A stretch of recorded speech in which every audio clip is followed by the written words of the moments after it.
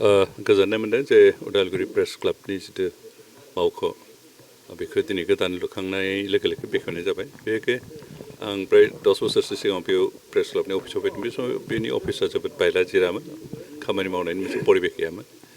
बेनिखायनो जों इलेक्सन गेलेखांनानै सरकार दानाय लोगो लोगो प्रेस क्लाबनि बिबानगिरि बिथांमोना आंखौ लोगो हमनानै खावलायदोंमोन जे प्रेस क्लाबखौ गोदानै बानायनांगौ। बिथांमोननि खावलायनाय मथेनो आंनि PNRD डिपार्टमेन्टनिफ्राय 19 लाख मोनसे अनुदान बिथांमोननो हरनाय जादों आरो बेखौ बिथांमोना मोजाङैनो बाहायनानै बे न'खौ लुखांबाय।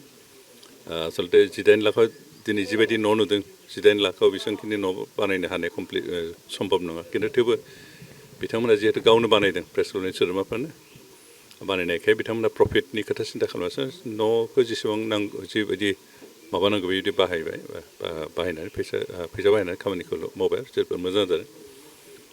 दिनै बिथांमोननि बे न'खौ बेखेवना होनाय जाबाय आरो आसा खालामदों जे जोंनि प्रेस क्लाबनि सोद्रोमाफ्रा आरो बेखै रादाब बुथुमगिरि रादाब फोसावगिरि बिथांमोना बे न'आव